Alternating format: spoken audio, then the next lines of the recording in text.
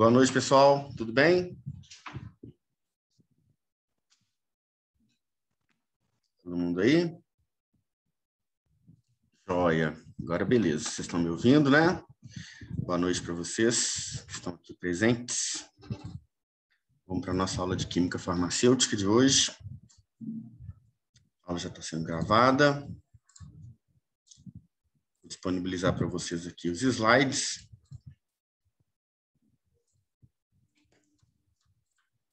Um minutinho.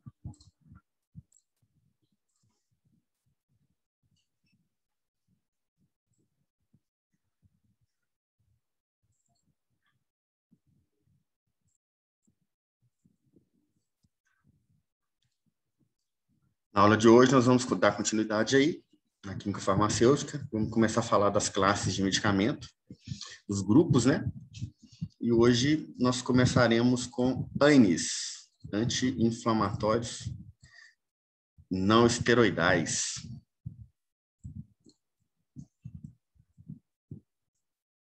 Como está o slide? Está aparecendo para vocês? Ludmila, Vitória, Nacheli. Tá beleza aí? Compartilhado? Certinho?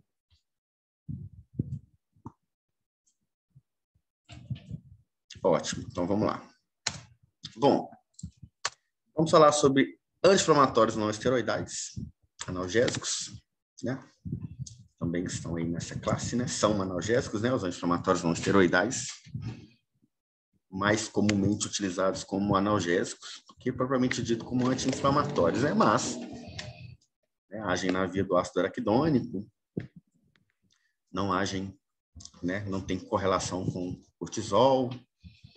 Então, o mecanismo de ação não é esteroides, não são corticoides. São ANIs, anti-inflamatórios não esteroidais, né?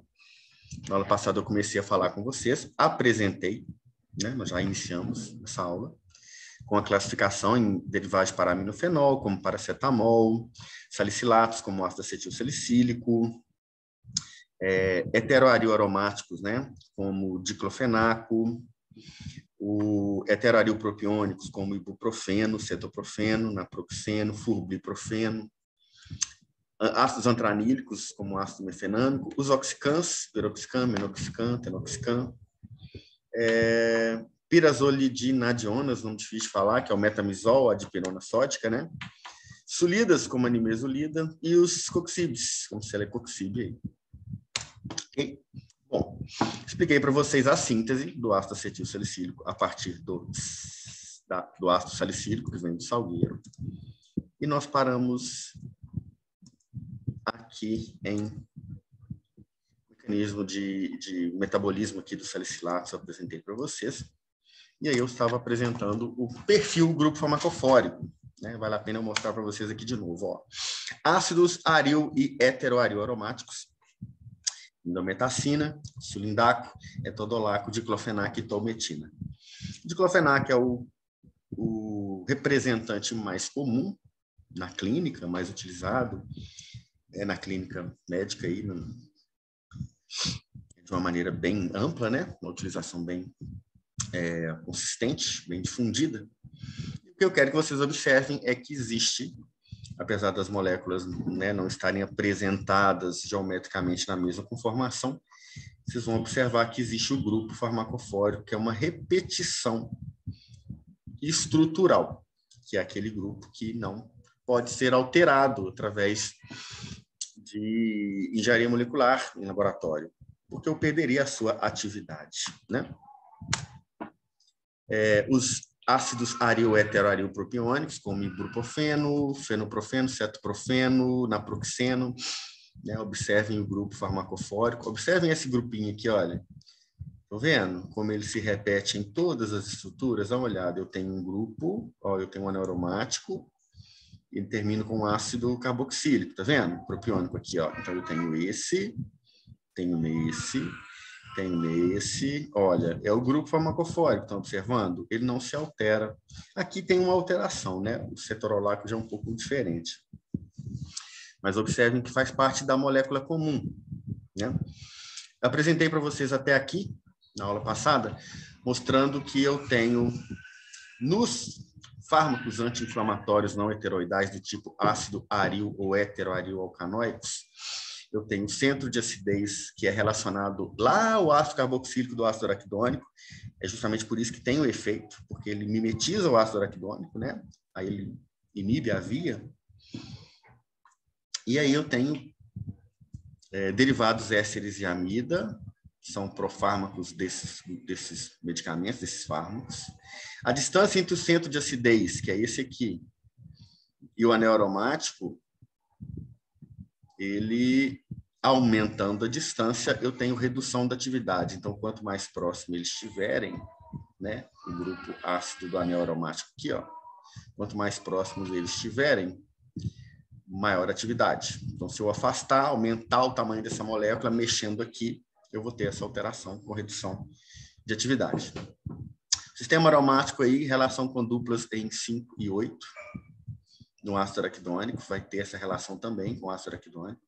Metila, olha só, metila separando o ácido, o centro ácido, que está aqui, do anel que está aqui. Estão vendo?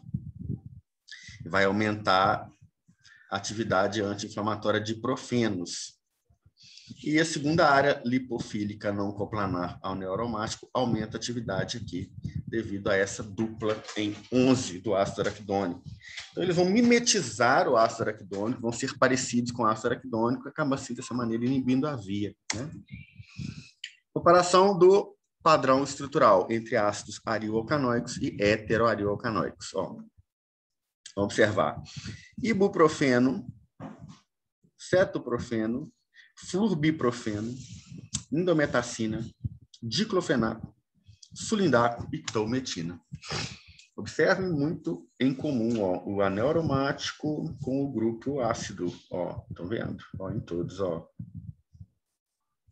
Estão vendo que tem uma distância, né? Aquela questão da distância aqui, ó, que a gente vai ter, aumenta a atividade, né? Diminui a atividade. Então, para vocês observarem que a estrutura é muito comum, é muito semelhante. Observe ibuprofeno, cetoprofeno, por exemplo. A alteração é só essa dupla O, essa cetona aqui, ó. Olha só. Tem ali o anel aromático, né? Ok? Fines do tipo N-aril-antranílico, derivados isostéricos nitrogenados do ácido salicílico, sintetizados em laboratório por M-síntese. Por que M-síntese? Porque eu parto a síntese a partir do ácido salicílico. Foram desenvolvidos pela Parke-Davis, uma indústria farmacêutica, no início da década de 60. Possuem poucas vantagens como agentes anti-inflamatórios em relação aos salicilatos. Então, o ácido mefenâmico, por exemplo, foi introduzido nos Estados Unidos em 1967 como agente analgésico. Permanece sendo prescrito até hoje, mas é muito raro. O ácido mefenâmico tem a sua utilização muito restrita, por exemplo, a cólicas menstruais, né? É o Ponstan. Dificilmente você vai ver a aplicação para outra indicação, né? Então é muito restrito, né? Observem que ele é bem semelhante, ó, né? Ao ácido mefenâmico, do ácido salicílico.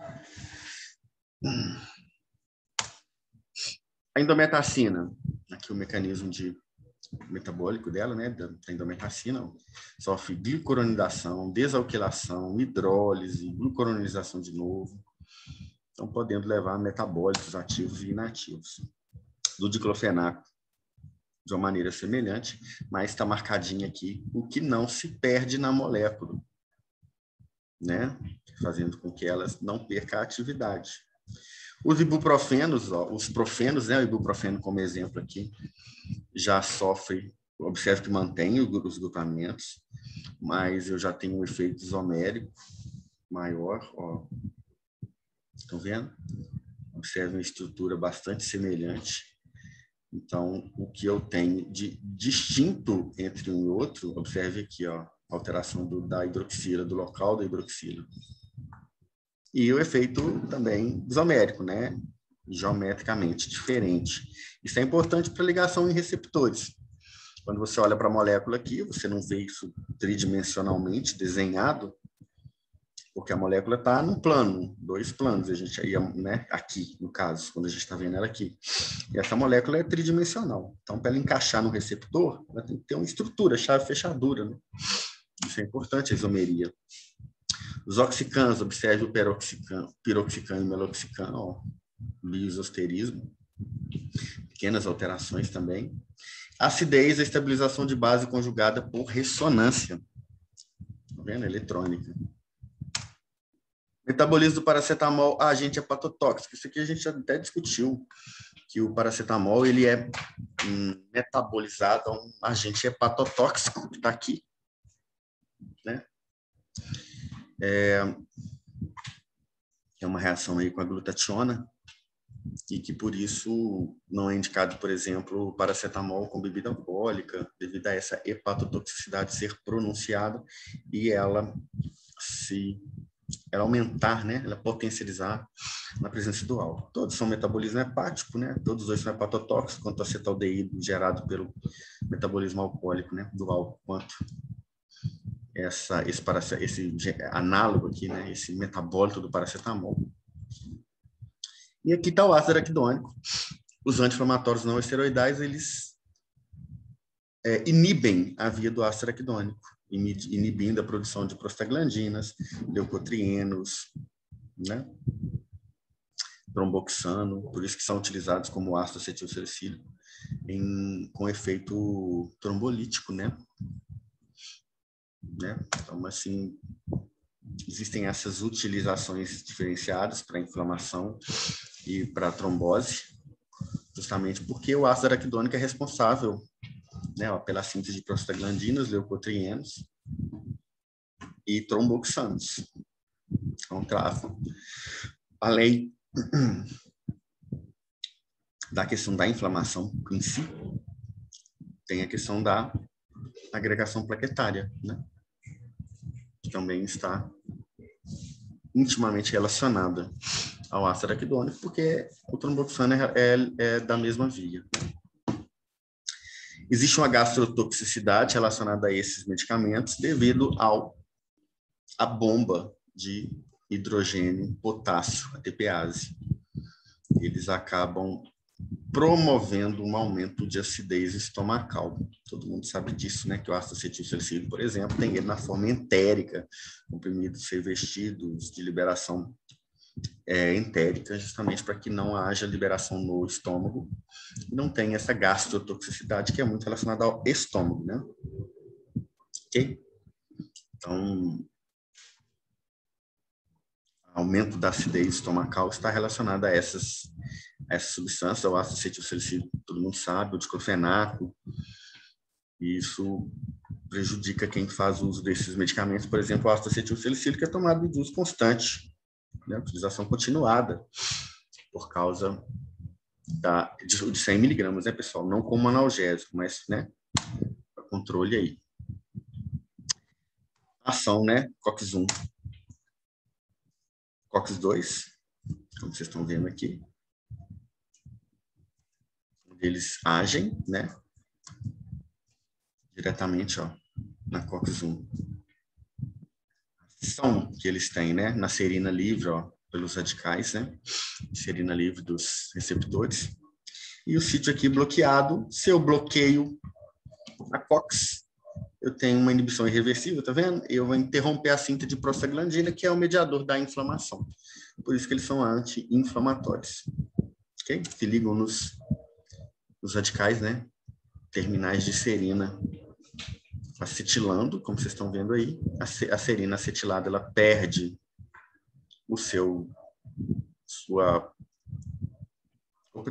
perde a sua capacidade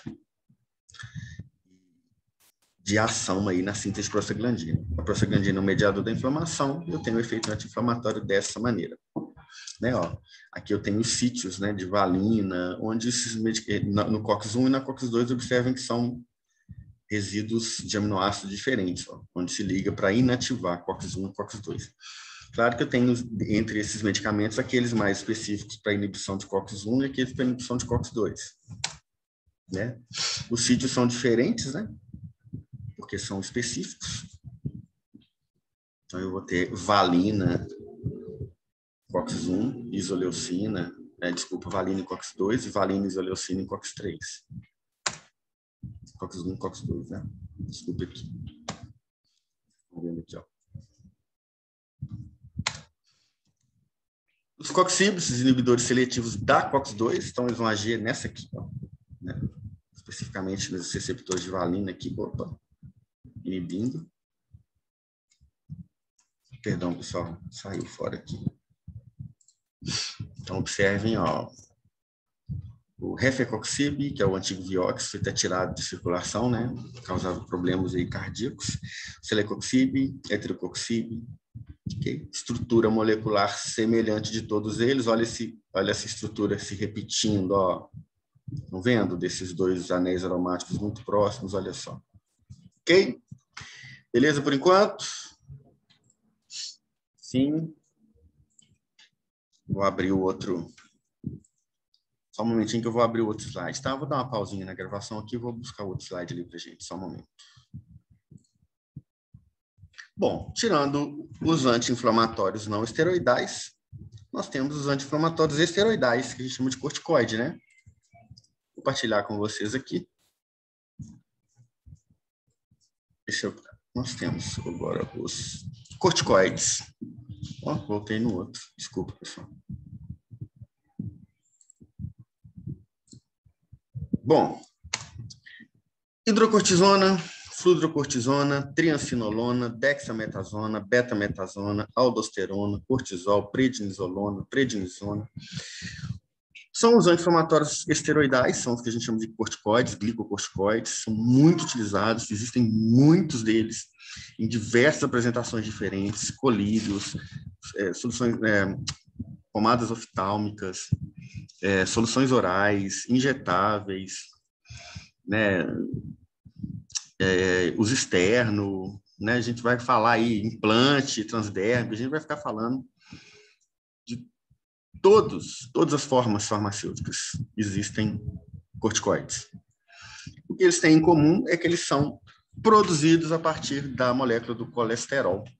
Observem que todos têm o grupo corticoide, né? Que é essa estrutura, tá vendo? Comum a todos eles aqui, com os seus muitos carbonos, que são, né, o colesterol tem 27 carbonos. Então, observem esse ABCD, que são esses 4 anéis juntos, que tem em todos os corticoides, ó. Estão vendo? Que é o do colesterol. Estão vendo aqui? As glândulas suprarrenais estão situadas nos polos superiores de cada rim, possuem 2 camadas de origem embriológica diversas e funções inteiramente diferentes. A pulsão interna, que é a medula, provém do endoderme e está relacionada com a produção de hormônios, adrenalina e noradrenalina. A porção externa, o córtex, se origina da mesoderma e produz os hormônios corticoides, glicocorticoides, como exercem ação predominantemente sobre o metabolismo intermediário de carboidratos, proteínas, gorduras. E, além disso, possui efeitos anti-inflamatórios. Nós temos o cortisol, que é o principal deles. O hormônio mineralocorticoide atua predominantemente no equilíbrio hidroeletrolítico, retendo sódio e com depressão de potássio. E os hormônios sexuais andrógenos e estrógenos, secretados em quantidades muito pequenas. Nós temos os órgãos sexuais que fazem isso melhor, né? As gônadas. Exceto em condições patológicas, em que a produção pode ser aumentada, mas em caso de tumores de suprarrenal. A estrutura básica de um glicocorticoide é essa, anel ABCD, como eu mostrei para vocês. É o ciclopentano peridrofenantreno. Esse é o nome desse núcleo comum a todos os glicocorticoides, que é o anel, a base do grupo farmacofórico. Essa aqui, por exemplo, é a hidrocortisona. Associação anti-inflamatória, né? Diminui a vasodilatação na microcirculação, diminui a permeabilidade vascular, né? Impedindo que as células, né? As células de defesa, nas células da inflamação atravessem, né? E vão para o local, né? Da inflamação, diminui o efeito anti-inflamatório. Diminui o número de leucócitos ativados, diminui a expansão clonal, né, de linfócitos T e linfócitos B, a secreção de citocinas, a produção de eicosanoides, estabilizando as membranas lipossomais, e com isso eu tenho um efeito anti-inflamatório reduzido, minimizado, né, às vezes até cessado, né? 100% é meio difícil, mas os glicocorticoides são potentes, né? A gente sabe o efeito aí da betametasona, da dexametasona. Com relação à química farmacêutica, nós temos aqui, ó, os glicocorticoides. Temos que analisar duração da atividade biológica, potência anti-inflamatória relativa e potência retentora de sódio, que é um evento adverso, o efeito mineralocorticoide, dá o edema desagradável, né, em quem usa corticoide. Ação curta, aquela menor que 12 horas. Hidrocortisona e cortisona, todas têm um xizinho, ó, ou seja, todas têm capacidade, potencial de retenção de sódio e geração de edema, como evento adverso. E aí eu tenho a hidrocortisona com efeito 1, a cortisona com efeito 0,8, ou seja, a cortisona tem um efeito de 0,8, a hidrocortisona de 1, em comparação, relativamente dizendo, quer dizer que eu tenho, vamos dizer, 80% da efeito da hidrocortisona na cortisona. Ação intermediária entre 12 e 36 horas, a prednisona e prednisolona, vocês podem ver que os dois têm efeito de retenção de sódio. A prednisona tem 3,5 vezes mais efeito que a hidrocortisona, prednisolona 4, metilprednisolona 5 e a triancinolona também 5. Ação prolongada são aqueles maiores de 48 horas, esses não têm um efeito de retenção de sódio muito grande, é até desconsiderado aqui. E olha o efeito. A dexametasona tem 30 vezes mais efeito que a hidrocortisona, a betametasona 25, o cortivazol 50 e a parametasona 10. Então, o cortivazol é 50 vezes mais potente que a hidrocortisona. Receptores de membrana para glicocorticoide não estão definidos, não estão provados, mas a existência de receptores específicos de membrana para os glicocorticoides é defendida por alguns autores que estudam bioquímica, que trabalham com farmacologia, apesar de não ser uma unanimidade, porque ainda está em estudo isso há muito tempo, né? Os glicocorticoides são compostos derivados do núcleo ciclopentanoperidrofenantreno. Características estruturais comuns a todos eles e essenciais à sua atividade são 21 átomos de carbono, uma ligação dupla entre C4 e C5, está aqui, um grupo cetônico em C3, está aqui, um grupo alfa-cetol em C20 e C21, está aqui, ó. Um oxigênio em C11, está aqui, tem um oxigênio aqui, né? E um alfa-cetol, uma hidroxila em C17, que também, né, teria C17, estaria aqui. Isso aí é importante para a atividade. O núcleo fundamental é formado pelo anel de fenantreno ABC com um anel pentagonal D. Então, eu tenho um anel fenantreno ABC com um anel pentagonal D. Todos os carbonos saturados em suas valências livres pelo hidrogênio. São hidrogenados, são saturados. A cortisona e a prednisona possuem hidrogênio no carbono 11.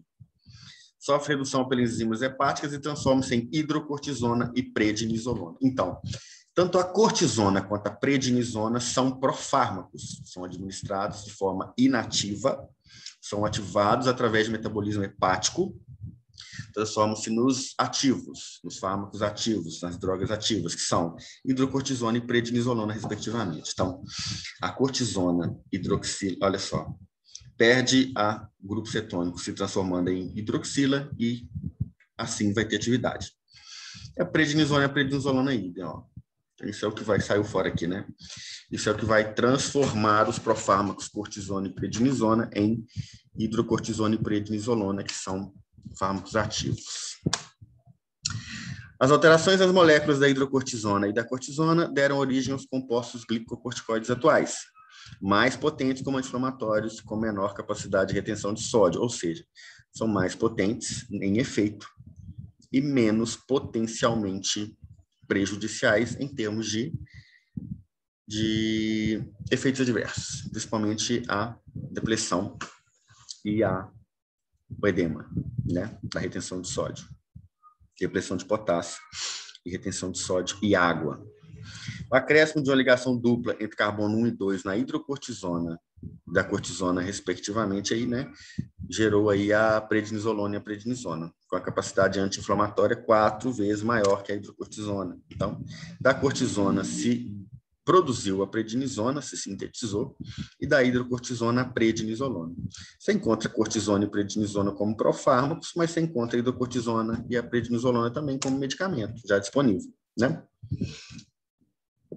Somando-se um grupo metil ao carbono 6, como está marcadinho em vermelho aqui, da prednisolona a gente tem a 6-metilprednisolona. Tem um efeito ainda maior. Se acrescentarmos flúor, pessoal, fluoro, né? A gente costuma ver o fluoro na frente dos nomes, né? De alguns medicamentos, e isso é comum, que é um grupo retirador de elétrons. Aqui, nesse caso, se eu acrescentar esse flúor ao carbono 9 da prednisolona, ela vai se transformar em 9-alfa-fluorprednisolona, ou fluoroprednisolona. E essa capacidade de aumentar a potência dos grupos retiradores de elétron, do flúor, do cloro, por exemplo, é muito comum não só em analgésicos, aqui, em anti-inflamatórios não esteroidais, em outros medicamentos, a gente vai ver essa mesma tendência. Então, a gente vê muito cloridrato sabe, a presença de um flúor, porque justamente esses grupos retiradores de elétron, como flúor e cloro, o flúor mais ainda, porque é o elemento mais eletronegativo da tabela periódica, eles são acrescentados para aumentar a potência. Então, você tem aí, por exemplo, a fluoroprednisolona tem ação 20 vezes maior que a da hidrocortisona, mas aí vai aumentar também a atividade mineralocorticoide. Não foi uma alteração muito favorável, vamos pensar assim, né? Aumentou o efeito diversos, tem que voltar para o laboratório para tentar reduzir isso, né? Isso não é interessante, não é esperado. Ao introduzirmos nesses compostos aí um radical hidroxila ou metil no carbono 16, como está marcadinho em vermelho aí na beta-metazona, dexametasona ou triancinolona, essa tem uma ação glicocorticoide 30 vezes mais potente que a hidrocortisona e atividade mineralocorticoide quase nula. Melhorou. Eu saí da 9-alfa-fluoroprednisolona, que tinha um grande aumento de atividade mineralocorticoide, e consegui chegar na beta, na dexa e na triancinolona, que tem efeito muito potente, mas com a atividade mineralocorticoide quase nula, né? Melhorou muito o medicamento. Através da metilação do carbono 6 e 16 da hidrocortisona e da introdução de um anel pirazólico heterocíclico unido ao carbono 2 e 3, do acréscimo de uma dupla ligação entre carbono 6 e 7, a gente tem o cortivazol, que é o mais potente anti-inflamatório conhecido, apresentando melhor tolerância que os glicocorticoides habitualmente utilizados, que estão disponíveis no mercado. Esse é o cortivazol. O que está marcadinho aí, em vermelho, é o que representa, o que determina essa sua grande atividade. Beleza, pessoal? Show de bola. Em sua maioria, os glicocorticoides são insolúveis ou praticamente insolúveis em água, mas as formas fosfato sódico e succinato sódico são solúveis em água. Então, são aqueles que são apresentados como soluções intramusculares ou intravenosas, como os injetáveis, né? Aqueles que existem, né? O fosfato e succinato aí, como sal, são os que a gente encontra na forma injetável. Mesmo assim, você vê que são um pouco suspensos, né? São mais grossinhos, assim, você vê partículas suspensas. Os glicocorticoides comercializados no Brasil são beclometasona, dexametasona, betametasona, clobetazol, deflazacorte, desonida, desoximetasona, dexametasona eu já falei, né? Diflucortolona, essa aqui a gente nem vê muito isso comum, né? Fludroxcortida, flumetazona, acetonido de fluocinolona, flormetolona, fluorcortolona, fluprednideno, alcinonida, hidrocortisona, metilprednisolona, prednicarbato, prednisolona, prednisona e triancinolona. Isso aqui está presente lá no site da Anvisa, né? São aqueles que estão disponíveis. Beleza? Dúvidas? Ou está? Beleza? Bom, o que é interessante, deixa eu tirar aqui. É interessante a gente estudar os anti-inflamatórios esteroidais e não esteroidais, assim, existe uma diferença grande entre eles, né? Apesar de todos os dois serem anti-inflamatórios, os AINES, os não esteroidais, eles agem na via do ácido araquidônico, como vocês puderam ver, inibindo COX, né? Inibindo a via do ácido araquidônico e agindo lá em prostaglandina, leucotrieno, podem ser utilizados também como antitrombolíticos, né? Trambolíticos, né? Mas os corticoides têm um efeito relacionado ao cortisol, né? Ao hormônio da suprarrenal. Então, é completamente diferente. E o efeito é mais drástico, o efeito é mais potente. Eu não preciso nem dizer que um anti-inflamatório corticoide ele é muito mais potente em termos de ação e de efeitos adversos também do que os anti-inflamatórios não esteroidais, porque eles são hormonais. Eles têm um grupo corticoide, né? São análogos são análogos do cortisol, são produzidos a partir do colesterol, são análogos dos hormônios sexuais, né? Como testosterona, estrogênio, beleza? Isso faz com que eles tenham um efeito diversificado, potente e também são muito utilizados na prática clínica, mas com mais restrições. Então, sim, o uso continuado de um glicocorticoide, ele precisa de ser respaldado e justificado, né? Beleza? Dúvidas? Perguntas? Se não tiver, eu não vou entrar na outra matéria hoje, não. Nós já falamos de AINES e de corticoides. Vamos deixar para a semana que vem a gente começar matéria nova. Beleza? Vocês estão tranquilos? Então, beleza, então. Guardo vocês aí na semana que vem, tá? Próxima sexta-feira, não sei se tem prova, como que tá a programação aqui ainda. Eu tô sem meu calendário na mão, mas a gente já tá chegando em semana de prova. Beleza? Grande abraço para vocês. Até a próxima semana. Bom final de semana aí. Tchau, tchau. Valeu, Hermínio.